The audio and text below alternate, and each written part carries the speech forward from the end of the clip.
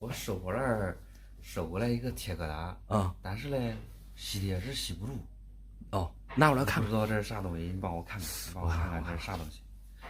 咦，看你这个造型大小的话，这不是铁疙瘩，这是50两的银锭啊！吸铁石肯定吸不起来啊。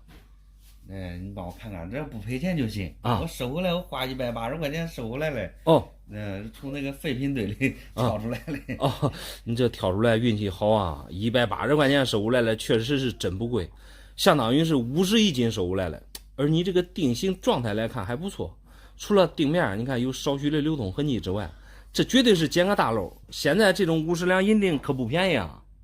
老板，你可给我看仔细了啊！这重量，没有50两，我称过了，重量也就3斤8两，划到18两。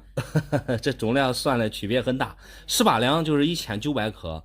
你看现在的重量算是对了，因为过去1两是37.3克，50两算下来也就是1900克。现在和过去的计量单位啊，这有所不同，这都很正常。我不管它正常不正常啊，我这下用刀子在上面划了一下。哦，它确实很软。软就正常了。一般像这种钉子，在过去也算是最纯的雪花银了，它们的含银量基本上能达到98%以上，因为它越纯，材质啊也就越软。你看你这上面用刀划的，这个很轻松啊，这都划出来伤痕了。不过很可惜啊，正是你这不经意间的划伤，轻轻松松几千块钱跑远了。看你这话说的，那我之前我是不知道啊，这么大一个疙瘩，那不用刀划几下，那我也不知道它是软的呀。那是嘞，这么大一个疙瘩融在一起，肯定很硬啊。主要是你不知道它是银锭，要知道它的价值啊，知道的话，估计你也不会拿刀子划了。你这年头说实话，你说谁和钱过不去嘞？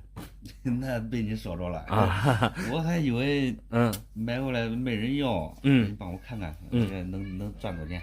能赚，肯定是大赚一笔啊！这个说句不好听的，这3斤8两的重量，你就是按废银子卖的话，轻轻松松1万出头啊！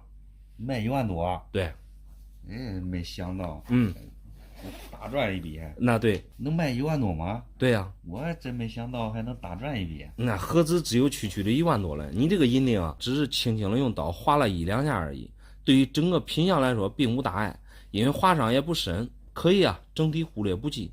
我一直搞不明白，你这上面系一根绳子，又贴了一张白纸，这是在搞了啥？我是怕别人给我调包，所以我做了2个记号。我能明白你这种想法，做个记号确实是有用，比你用刀啊划上强1000倍。实话实说，你这个钉子一眼开门，而且落款你看还有字儿，宣统年月，两侧的翅膀还不错，底部的蜂窝看一下。底部的蜂窝看着也比较舒服啊。银锭的真假其实主要参照的就是它的蜂窝，这个蜂窝啊形成的比较自然，造假的话这种蜂窝区别很大。细看的话，你这还多少还有一点金珠挂底嘞。金珠挂底啊一般很难形成，是一个技术活。综合来看的话，你这个钉子还不错，物以稀为贵，大概也就是10万块钱的样子吧。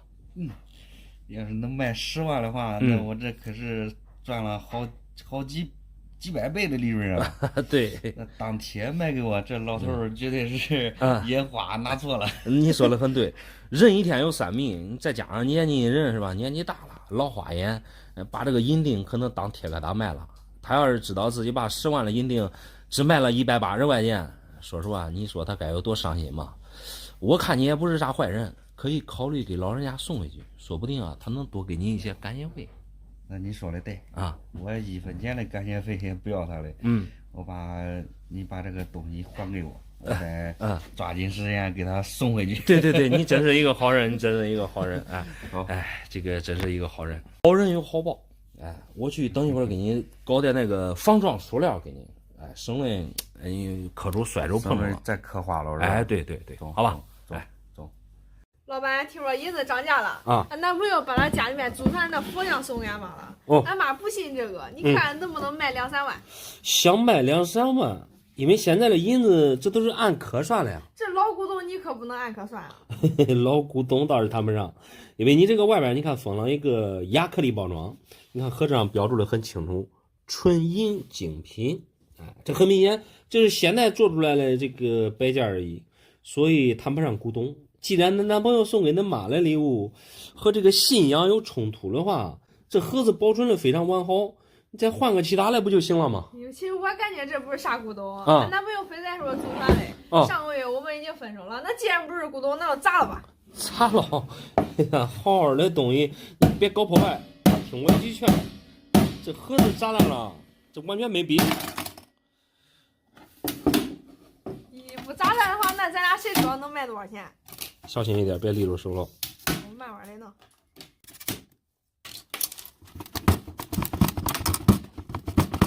你这幸好啊是没有砸中这里边的佛像，砸坏的话，一般像这种空心的就只能按碎银子价来算了。空心的，这不可能吧？我抱着这可沉了，这哪管是空心的？哎呀，我给你来讲一下啊，这个确实是空心，你听，无论是过去的还是现在的，都不可能用实心。第一个用实心浪费材料，金银铜它都有成本。第二个，实心做出来的样式啊，它不好看，它没有这种立体感。再说了，是空心还是实心，你这样托在手里，你都能托出来，给你托一托。哎，我都不托了，你要是空心，那就空心吧。我现在急用钱，想换一部新手机，这盒子也砸开了，你看能值多少钱吗？你这砸开了啊，我觉得你也不要卖，最好还是给那前男友还回去。还回去？对。你说送人的东西，这哪还有要回去的道理？这送人的东西确实没有要回去的道理，但是在于个人。如果你们相互感觉不亏欠，那就不用还。但是话又说回来啊，你现在随便一款最新款的那手机，那动不动都得大几千，你这也知道，银子便宜的不得了，你这确实卖不了几个钱。这银子再便宜，它也得有价钱。我以前买那彩银项链，才2颗，一下子花了好几百，人家那商场里面的金店都是几十块钱一颗。你说的这都是人家商场金店的卖价，人家房租、人工各方面的开支也有成本，都能理解。那都打个对折，一颗按50，啥都不说了。一听你说这话，你确实对金银价格不懂。就给你举个最简单的例子，假如你这个佛像啊是过去的古董，它不单纯是按银子价钱来折算了，基本上都是几万、几十万这样子了。但是你这个它是纯粹的现代照了这个摆件而已。第一个材质也就是朱银呗，市面上的原材料非常便宜，大概也就6块钱一颗。第二个，既然是现代生产出来的东西，那机器一开轰轰轰的，只要材料准备好，模具你要多少可以做多少，无非也就是后期工人的一些这个喷砂，包括抛光费。说的好听一点，你现在上金店去买这种摆件，人家营业员又是端茶又是倒水的，一颗的话也就10来块钱一颗，你这个我拖着啊，也就1斤左右吧，你去掉这下边的这个壳子，最多有1斤，对吧？你这盒子也砸了，大不了也就3000块钱一大管。3000？对。我想卖2、3万，这没想到只能卖1/10，那太可怜了吧？那还是给你吧。3000块钱你也不要着急，我的意思还是跟那前男友委托。你这没啥妥不妥嘞，就这样决定吧，我心意已决。你还是年龄小，考虑的事情不够周全。虽说你今天啊得到了3000块钱，也不见得你发财啊，什么呀？万一哪一天那前男友对吧，再给你讨要这个东西，3000块钱还真是买不回来了，这东西我没法要，你还是拿回去反思反思吧。那好吧，那他不讨要的话，我以后再卖给你。好嘞，好嘞。上次我用俺朋友2块这样的金锭加工了一个金手镯子你给我看看这黄金能值600块钱一颗吗？现在黄金确实涨价了，你像金店卖的那个首饰成品啊，还花不到600块钱一颗嘞。而你这个金锭是民国那时候的流通货币，你看上面标注的很清楚，500在过去相当于是5000，字口特别清晰，可以说品相非常完美，分值也高 ，MS62。说句不好听的话，你用2个这样的金锭去加工金手镯，你图的是啥呀？我不是不懂吗？都怪我朋友，我给她老公吵个架，把她老公的3个金锭放到我家，叫我给她保管着嘞。上个月我没有忍住，用2个金锭加工了一个手镯。哎呀，你这一个没忍住，本来是出于好心，你替她保存了，算是办个好事，但是结果啊，你还是好事办成了坏事。你想想看。这么贵重的金锭，那朋友能交给你保存，首先出自对你的信任，你就应该给他好好的放着。你想戴金手镯，你蛮可以去金店买成品即可，完全没必要用这个去加工金手镯。说实话，金锭毁坏了，这确实挺可惜的。你不知道啊，这金店一副金手镯子那得给人家1、2万，我想着我朋友这黄金是现成的，想着用了将来他能给我算便宜点。哎呀，你这想的也太简单了。你就是普通的黄金，今天卖600块钱一颗，买自己朋友了多少是吧？一颗能给你优惠一些。而那是朋友了，这是古董黄金啊！你去今天你给人家1-2万你心疼，你把那朋友的古董黄金融了，那朋友这也心疼啊。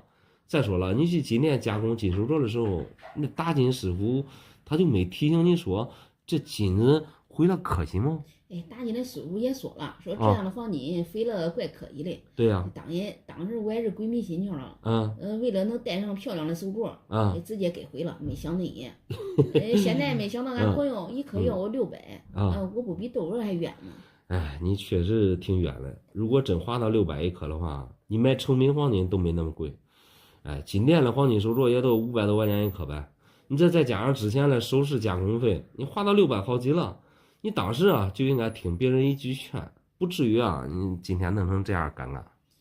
当时不是没听劝吗？我朋友也是太黑了。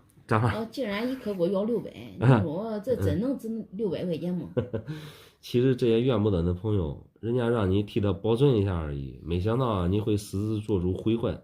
说实话，像这种民国的金锭啊，价格肯定比现在的这个黄金价格贵。第一就是它这个发行量少，物以稀为贵。毕竟是过去的黄金，因为它过去的发行存世量就那么多。第二，你不要看它是过去的黄金，总感觉它这个含金量不纯啊。其实它的含金量和现在金店卖的首饰是一样的，都是镀金。你看盒子上标了也有实镀金，加链式镀金。第三，像这种过去的金锭和我们玩的银元是一样的，能值多少钱完全是看它这个字口。你看广州第10铺张正奇加链实镀金500，这字口都非常清晰。所以我认为你这个品相而言的话，一颗行情价大概在530左右，18.7颗折算下来也都花到1万块钱了。530一颗？对。那他给我要600一颗，这不玩我吗？我这不当这个大冤种嘞。大不了我要金属镯子给他。下次绝对不会帮任何人保管任何东西了。确实，一般像这种贵重的东西以后不要帮别人保管。还有就是你给他金手镯，并没有把这个问题给解决了。人家要的是金锭，你那手镯已经加工好了，现在唯一能弥补的办法就是把你那个金手镯卖了，你再给他买2个，给这大小差不多的5000的黄金金锭，还给他不就行了吗？最好是关系不要破灭了。总我只能这样了。对，大不了我赔点钱，吃一堑长一智，下回别帮人家保管东西了。对，把这个问题解决了就行了。这一次我不发财都不行我这个同学准备拉我一把，我这准备把家里值钱的都卖了，跟着他一起干点事儿。生命中有贵人相助，固然是一件好事，但是你这卖光所有家当，你得想好了。来，我看看都是啥的。你都不知道，以前我俩在一块上学的时候，他学习成绩还没我好嘞。现在人家穿名牌，开豪车，一看都是有钱人。做人千万别攀比，穿名牌开豪车也不能说明啥呀。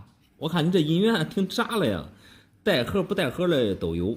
裸币说实话这也没啥看的，这都是一眼开门的东西。平级银元这还是一块64高分的鹰样，状态确实是不错。这都卖了也卖不了多少钱啊！这能说啥的生意能发大财？能卖多少算多少吧。你都不知道。前2天我投的钱都小赚了一笔。第一次给他1000，3天时间给我1300。第二次给他1万。他也是过3天立马给我13000，是30%的回报率啊。回报率确实是挺高的。现在无论是做啥生意，这哪有那么高的回报率呢？难道恁朋友是才开的公司吗？具体是做什么生意的我也不知道，反正他说手里有一个好项目。我现实中的一个老同学，我们关系很铁。他应该是不会忽悠我的。我这准备再给他筹20万。20万说实话可不是一个小数目，那么高的利润，你连他开啥公司都不知道，可千万别大意啊！这个现在赚钱也不容易，你可不能随随便便乱投资，不能仅靠别人的3言2语就拿钱给人家。人家都已经给我好处了，可不是什么说。再说了，这些钱都是我应该挣的，我再多抽点钱，钱多利润才叫高，想想都很美。我这个年纪轻轻的，我都躺赚了。说实话，做啥现在都有风险，你这叫贪小便宜不嫌事儿大。依我看啊，你还得谨慎一点，见好就收。说实话，还是最保险的。我这才尝到一点甜头，现在不投的话，我朋友该说我了，该说我见利忘义了，你明白吧？这有啥见利忘义的？你这2次的话，你也赚了3300。既然你们是同学关系，他让你挣了2次钱，大不了以后通过礼尚往来，你还给他不就行了吗？我心意已决，你看看我的姻缘值多少吧。当局者迷，旁观者清。我还是先来跟你说说这些姻缘吧。先来看你这个64分的阴阳。首先啊，状态确实是不错，你看壁面带光，而且没有流通过。一般像这种高分啊，大家都特别喜欢。但是阴阳啊是外国的币种，而你这个年份你可以看一下，1898年，这也是比较常见的年份。状态非常好，但是玩家比较小众，所以说这个高分，但是价钱也不高。就目前你这个状态给你估价的话，大概也就1000多块钱吧。这一个这东西都1000多块钱吗？对呀。那这不可能吧，老板？那银元不都是几千几万的吗？你也不能都给我1000多块钱啊！哎呀，币种不一样，价格区别很大。再说你这另外的这些冤大头，我看了，这都是清一色的3年、9年和10年，而且有些币面还带一些戳记。这个价格说实话，区别就很大了。带戳的一般就几百块钱，东西是没啥问题。然后这都是一眼开门的，但是没有之前的8年。我初步给你估计一下的话，总共是8块。8块的话，大概下来也就是大几千块钱的样子吧。所以说你这些银元啊，即使卖了，你也挣不了多少钱，你也投不了多少钱啊。这是俺老公修上好多年了，这不可能都值这么多钱吧？刚才你来的时候我就告诉你了，这些东西确实卖不了多少钱。还有就是那同学让你投资这个事儿，你还得谨慎一下，最好是跟那家里边人商量一下，有没有可能前2次投资让你吃点前头，对吧？你再猛一下投20万，后续啊，这说实话就是收割你的时候。这确实卖不了多少钱。你这我再去其他地方看看，这好生意啊，我绝对是得投他的。3思而后行吧。谢谢你。俺这未过门的媳妇太抠了。咋来？第一次上俺家，竟然2手空空的。知道我喜欢收藏，竟然送了我这一块小硬币。这可不是什么小硬币啊，这种是2角的小银号。能第一次见面送给你这个，说明那儿媳妇啊，那叫出手阔绰。这个是北洋31年的2角银号，已经入皮盒，你看还有粉儿，状态整体还是不错的。最关键啊，是31年的北洋2角啊，在我们行内被称为孤儿。你说你也玩收藏，看来你对这种稀少的银号好像是丝毫不懂啊。我对这银号哪懂哎？平时就喜欢玩一些1分、2分、5分的。还有一些生肖的纪念币。贵一点的买一些熊猫银币之类的。但是我感觉这东西这么小，值不了几个钱。这个2角银号确实小了点，充其量也就是5克多的银子。但是咱们玩收藏的话，不能一味的去讲究它的大小和重量，主要还是看它的这个稀有量。因为考虑到你平时玩一些粉币和纪念币，对这些跨界的银号不懂也很正常。反正我感觉啊，你不能以貌取人，对那儿媳妇啊，应该是有啥误会。我能有啥误会？我儿子都说了，我这儿媳妇家庭条件比较好。在他们县城应该是数一数二的有钱人家。最关键是我儿子也不差呀。人不但长得帅，工作业务水平也很高。那是。第一次来我家看我，我觉得就应该给我一个大大的惊喜。哎呀，看来你这真是误会了你未过门的这个儿媳妇了。按照咱们这边的规矩，你看未过门的儿媳妇第一次来拜访男方父母，通常啊你们是要准备红包的。我就想问问你啊，你给孩子封多少红包啊？我1分钱也没封。刚才不是跟你说了吗？我这儿媳妇她家里有钱。你说他们家那么有钱了，我再象征性的给他们300、500的，这传出去不是让人笑话吗？那既然是这样，你也不要要求这个银号能值多少钱了。你想想人家一个女孩子，对吧，也没给你要礼物，第一次到咱家来就送给你一个带分的北洋31年2角银号，这可是满满的诚意啊。你好了吧？你这给我搞得神神秘秘的弄得我也不知道值多少钱了。哎呀，值不了1000块钱，我就让我儿子给他不愿意。我看你这简直是掉钱窟窿了。这个无论送给你的礼物值多少钱，你都不能拿来干涉孩子的感情吧？值钱了肯定不干涉。你给我讲讲呗。刚才我都跟你说了，这里边肯定有误会。这个31年的北洋二小啊，当时铸造的原因，就是因为26年和29年北洋没有发行辅币，所以单独只做了一个2角的版。辅币在过去啊，通常都是1角、2角、5角，所以这个31年啊就做了一个版。因此，在银元铸造时啊，被称为孤儿。孤儿啊，并不代表孤贫，但是当年它这个实际发行量不多，甚至比那个26年北洋龙都少，所以它这个价值啊，自然也不会低喽。哦，我听明白了啊，你的意思就是少。嗯，那这一块的话，那现在能值多少钱呢？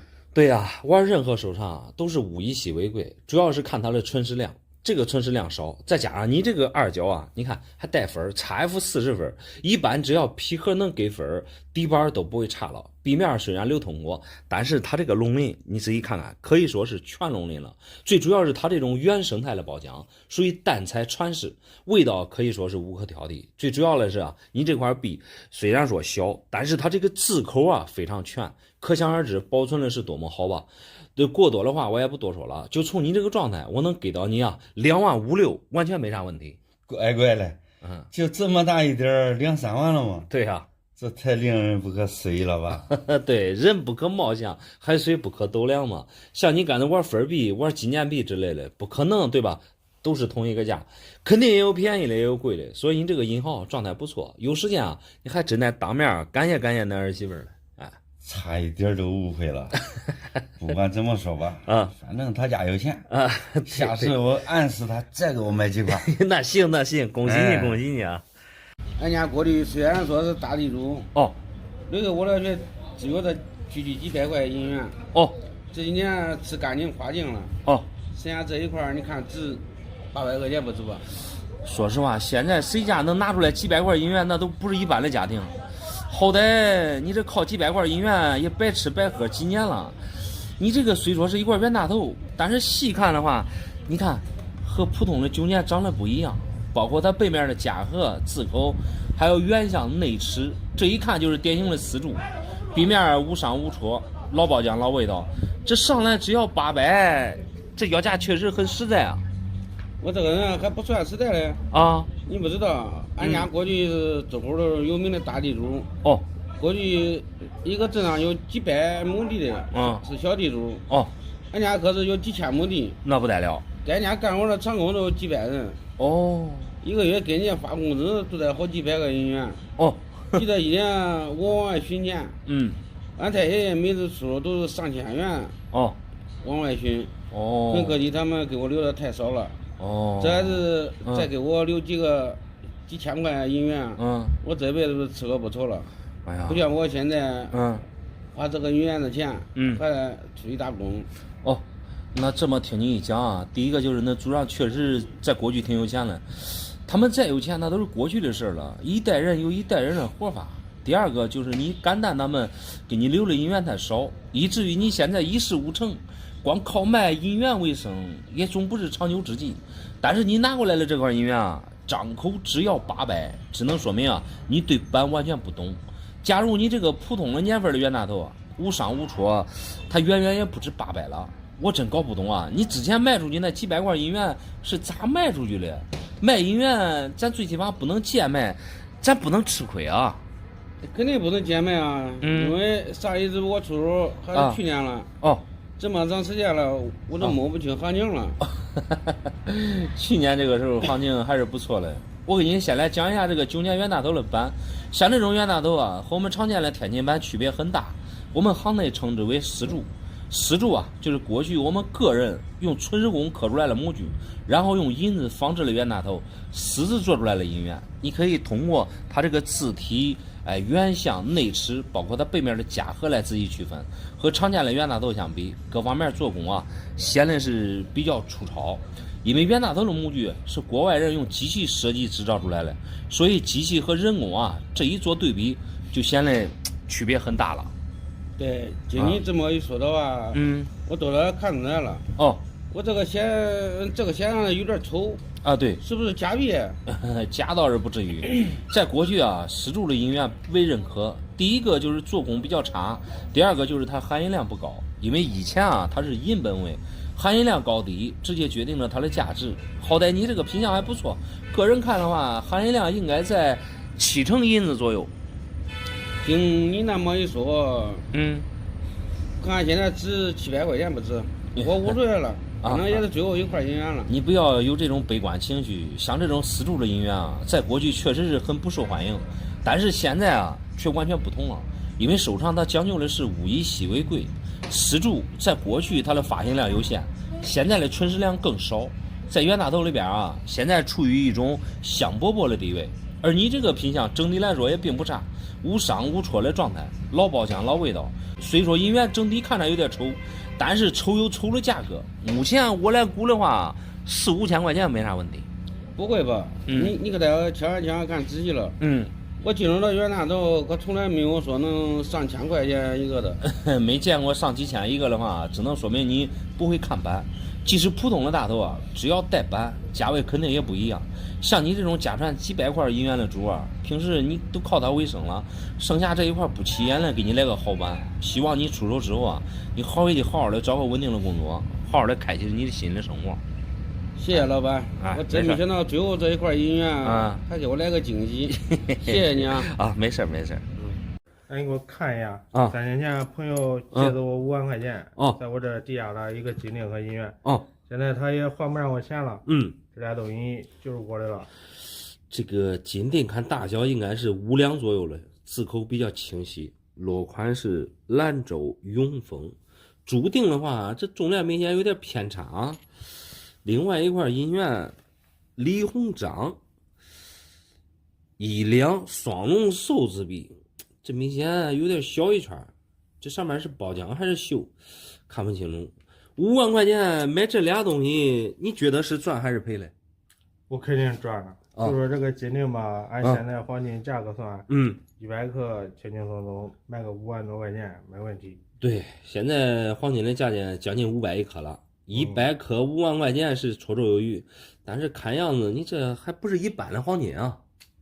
我知道是古董，肯定不能按黄金去卖。对对对，就像银元一样，银子才几块钱一颗，黄银元都是几千几万。对，金锭和银元价值一样，首先啊都是看它状态来，银元和银价没有任何关系，银子再便宜，谁也不会杀到银元按银价卖，这是因为它这个银元的存世量过去就那么多，它有不同的属性，而这种金锭啊和银元一样，最主要就是他看他的字口和品相，绝对不会按金价来算来。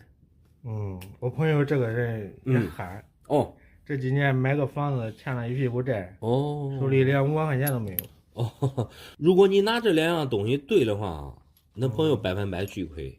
按理说他欠一屁股债，应该是急用钱的时候拿着东西，他卖几十万把钱还给你，不应该把这个好事让给你啊。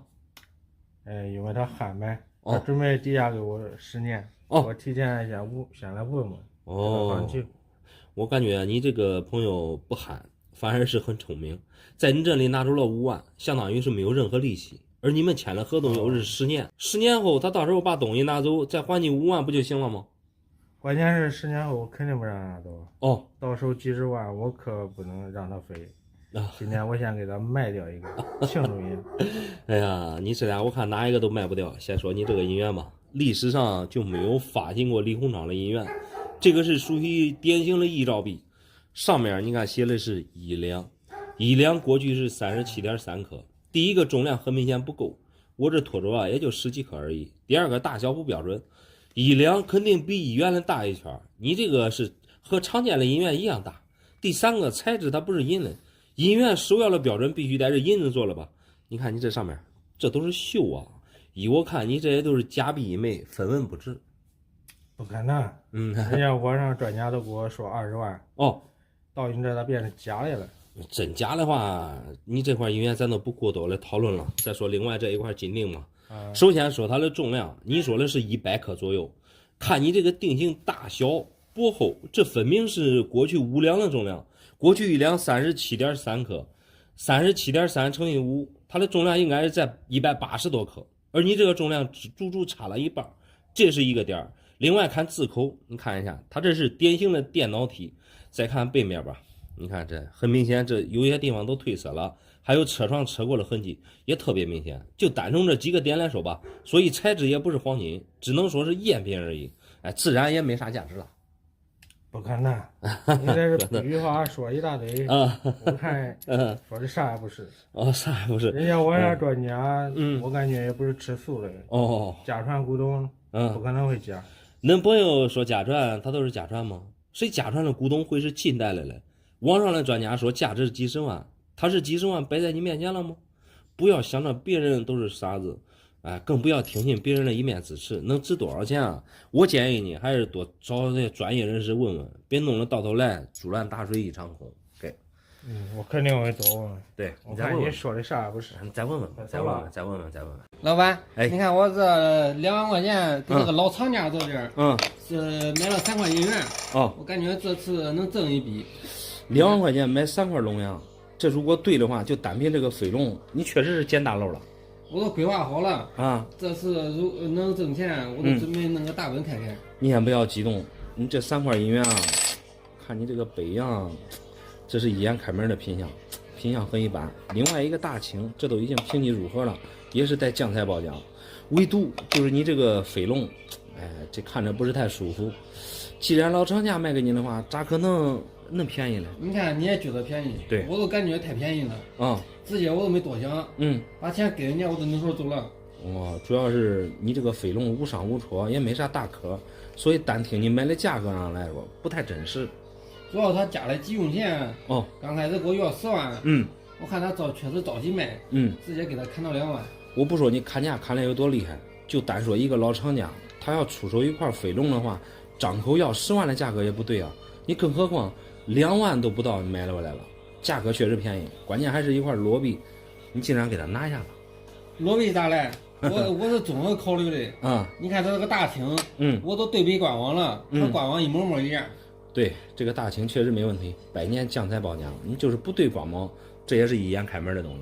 还有另外那一块北洋龙，当时我买之前我看着也没问题。北洋龙也确实没啥问题，这种笔面这都是一眼开门的东西。先不说它的品相咋样吧，就单看字面这一块，这上面的包浆都已经入股了，正儿八经的酱菜带铝锈。这种状态说句不好听的，你连照家都照不来。说实话，就看你这个飞龙，我咋看咋不舒服。你别看着它不舒服我还指望它给我挣钱嘞。你给我看看这3块银元，能给我多少钱？以我看的话，你这3块银元只有北洋和这个大清这2块整体看的话，差不多也就是1万块钱吧。那相当于我这飞龙是1万块钱买的。对。你实话实说，他着急用，我能捡多大漏？我感觉无漏可捡。首先，像这种原相飞龙，在过去是属于纪念币，真正的发行量并不大。你这1万块钱买的话，价格和银元极其不对等，它这个品相并不差，即使上面带几个戳，你1万块钱也捡不来漏。然后就是你从老厂家手里是可以买到好东西的，但是也没啥漏可捡，因为老厂家他们玩银元的时间，它不是1年2年了。他们有很多经验在里面，认识的人也比较多，几十万一块的飞龙，咋可能1万块钱卖给你呢？他们有时候也急着用钱。我看出来了，他确实着急用钱。急用钱有时候会不会是幌子嘞？你看他表现的是急用钱，他看你想捡他的大漏，就你这个飞龙，首先从包浆上来看，说实话，它并不像你看这种25年还有这个大清的包浆，它包浆并不是一眼开门的东西。再看它的壁面压力也不行，再看看它的边齿，尤其是它这边齿，说实话也没啥压力。这我看着说实话咋看咋不对。你这1万块钱买回来的话，我感觉我个人感觉你这1万块钱很难回本。我看你这个飞龙是个假家伙。假的不可能。你是不是想忽悠我嘞？没有。捡我的漏嘞？没有。说实话，你是想多了。一般像这种包浆怪的银元，别说我捡你的漏，你让我买，我都不买。即使你拿一块飞龙过来，说实话，你不是评级币，我的客户他也不会去掏钱去买这种裸币。大概情况就这样。你说实话，你这银元，我感觉应该是老厂家给你上了一课。我感觉是这样。那我再找人看吧，说不定能发财嘞。那你只有再找其他人看看，祝你梦想成真。好。